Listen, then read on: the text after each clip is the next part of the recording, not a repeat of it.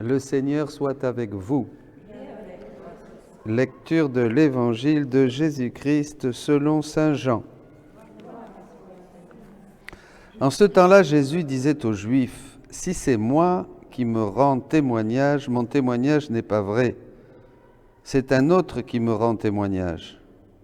Et je sais que le témoignage qu'il me rend est vrai. Vous avez envoyé une délégation auprès de Jean le Baptiste et il a rendu témoignage à la vérité. Moi, ce n'est pas d'un homme que je reçois le témoignage, mais je parle ainsi pour que vous soyez sauvés. Jean était la lampe qui brûle et qui brille, et vous avez voulu vous réjouir un moment à sa lumière. Mais j'ai pour moi un témoignage plus grand que celui de Jean. Ce sont les œuvres que le Père m'a donné d'accomplir. Les œuvres même que je fais témoignent que le Père m'a envoyé. Et le Père qui m'a envoyé m'a rendu témoignage. Vous n'avez jamais entendu sa voix, vous n'avez jamais vu sa face, et vous ne laissez pas sa parole demeurer en vous, puisque vous ne croyez pas en celui que le Père a envoyé. Vous scrutez les Écritures parce que vous pensez y trouver la vie éternelle. Or, ce sont les Écritures qui me rendent témoignage. Et vous ne voulez pas venir à moi pour avoir la vie. La gloire, je ne la reçois pas des hommes. D'ailleurs, je vous connais. Vous n'avez pas en vous l'amour de Dieu. Moi, je suis venu au nom de mon Père, et vous ne me recevez pas. Qu'un autre vienne en son propre nom. Celui-là, vous le recevrez. Comment pourriez-vous croire, vous, qui recevez votre gloire les uns des autres, et qui ne cherchez pas la gloire qui vient du Dieu unique? Pensez pas que c'est moi qui vous accuserai devant le Père. Votre accusateur, c'est Moïse, en qui vous avez mis votre espérance. Si vous croyez Moïse, vous croiriez aussi. Vous me croiriez aussi, car c'est à mon sujet qu'il a écrit. Mais si vous ne croyez pas ces écrits, comment croirez-vous mes paroles? Acclamons la parole de Dieu.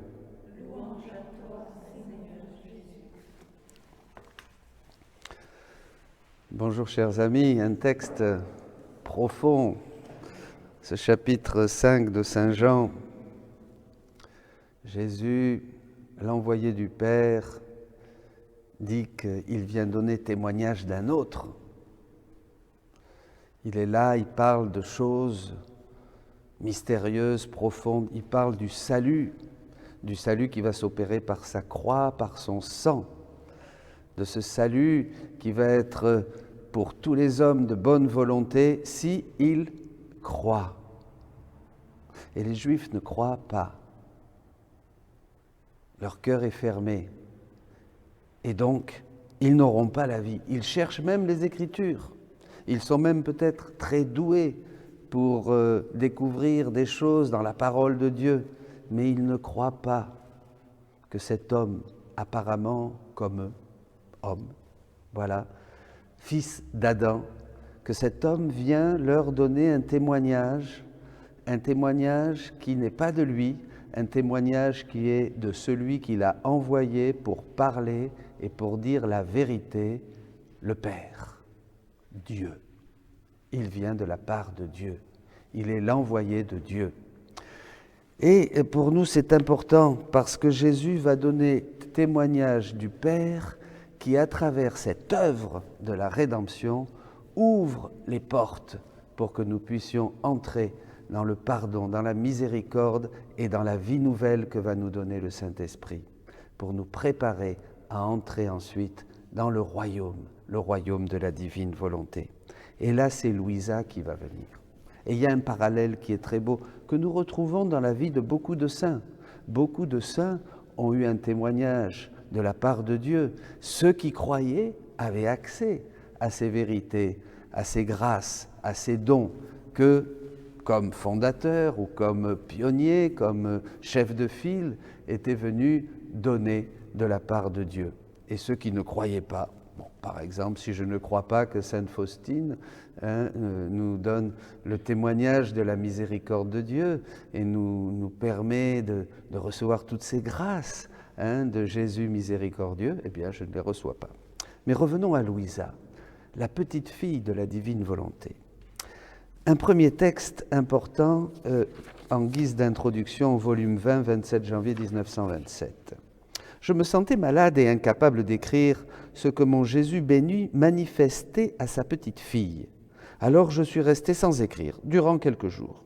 Jésus m'incitait intérieurement à écrire, mais je refusais, en raison de ma grande faiblesse. Finalement, ce matin, sortant de mon intérieur, il me dit « Ce soir, ma fille doit écrire, parce que même si elle était mourante, je veux qu'elle donne les derniers éclats de lumière, forte et éblouissante, des connaissances sur le fiat suprême, afin que tous puissent savoir que ma volonté l'a toujours gardée occupée pour elle et pour son royaume, et que son dernier souffle ne sera qu'un dernier et puissant éclat de lumière qui restera comme un dernier témoignage d'amour et de manifestation pour le royaume de ma volonté. Par conséquent, je t'aiderai à écrire, et la petite fille de ma volonté ne refusera rien à son Jésus, et à ce fiat qui, avec tant d'amour, te garde sur son giron pour te confier tous ses secrets. Mon Dieu, il ne s'agit pas, voyez, d'une autre dévotion, d'une autre révélation privée, même si, bien sûr, c'est de l'ordre de la révélation privée, mais Louisa n'est que ce témoignage de l'œuvre grandiose de la divine volonté dans une créature, la première. On peut dire, comme le dit le père Pablo Martin, que à elle conviennent les paroles de Jésus qui dit si le témoignage que je vous donne n'est pas de moi, je viens donner témoignage de quelqu'un d'autre. Elle a été gardée et elle est dépositaire de tous les secrets de Dieu.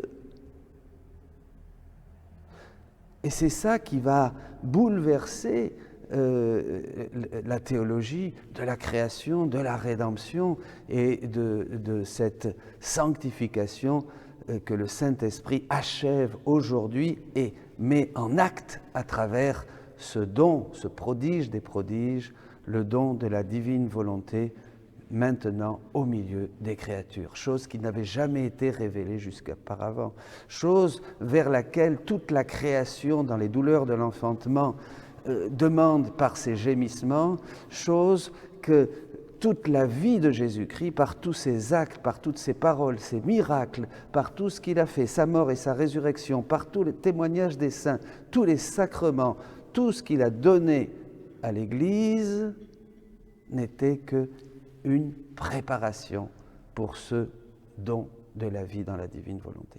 Donc Louisa, cette petite paysanne, cette petite femme qui, encore quelque chose qui confirme ça, comment une femme aussi pauvre, avec si peu de culture, qui n'avait pas étudié et qui va durant 36 volumes donner des révélations d'une hauteur absolument impressionnante, d'une théologie qui n'avait jamais été atteinte jusqu'à ce jour, avec une concordance totale avec la parole de Dieu, tant dans l'Ancien Testament que dans le Nouveau. Au contraire, même cette divine volonté dont elle est dépositaire et qui nous révèle tous ses secrets, soutient les Écritures, tant la Bible que le Nouveau Testament, dira Jésus.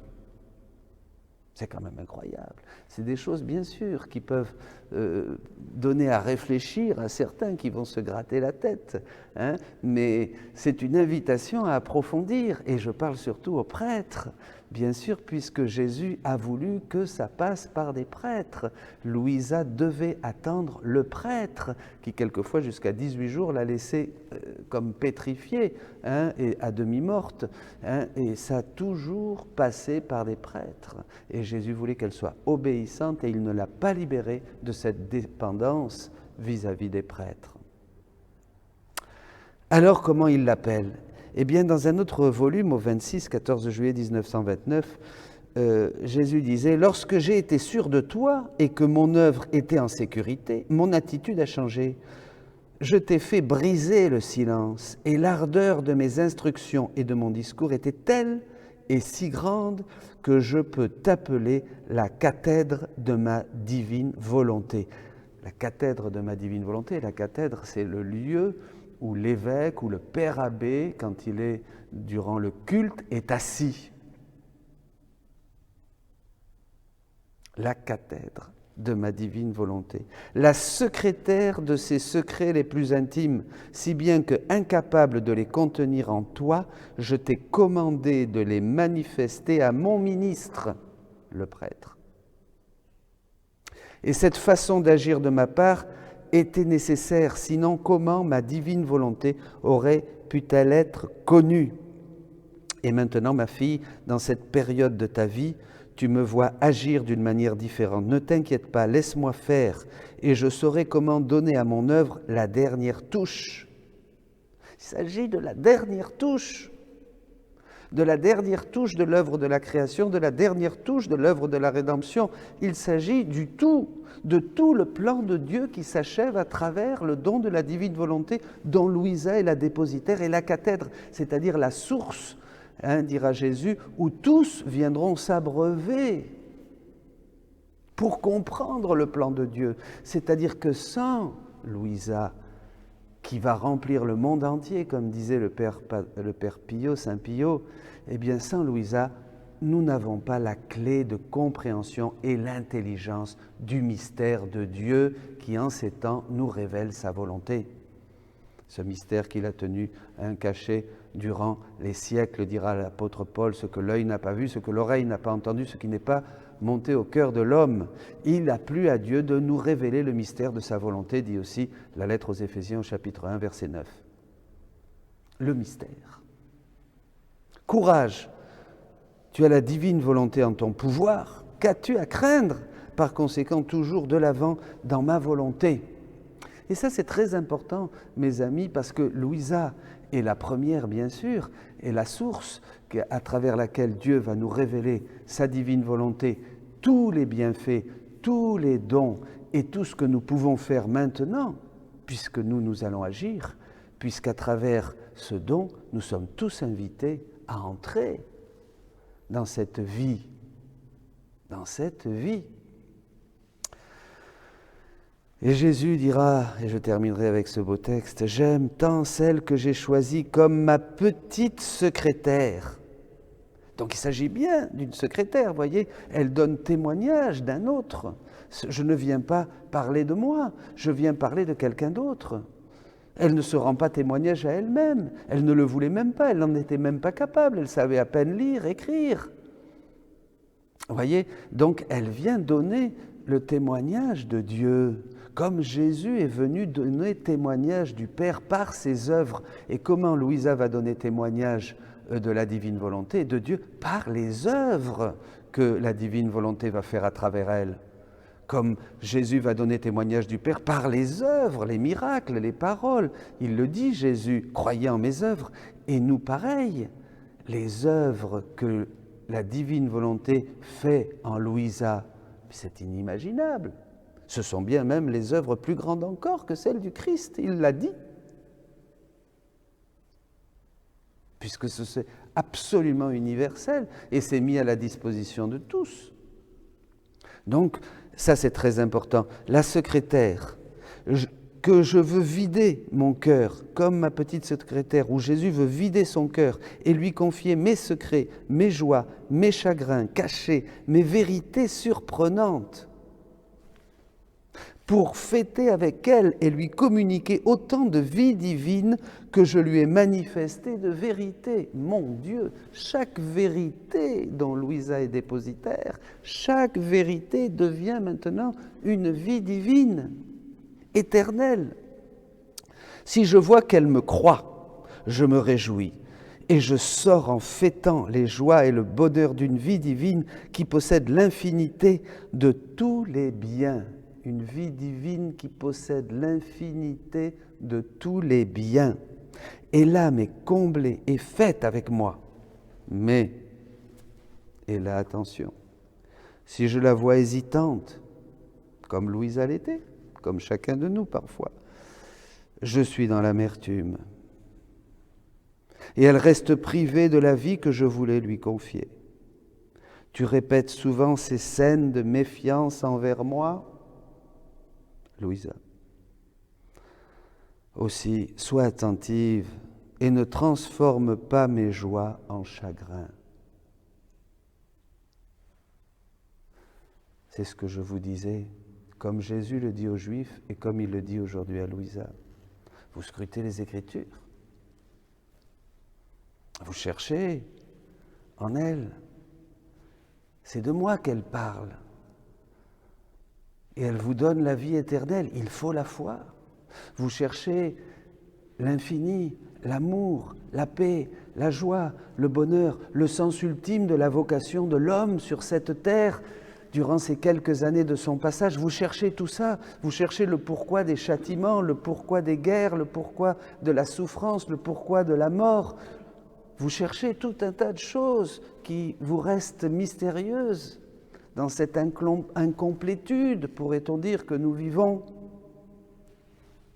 Ces choses, elles sont dans la divine volonté, dont Louisa est le premier témoin. Elles sont là, elles sont pour vous. La seule chose qu'il faut, c'est la foi.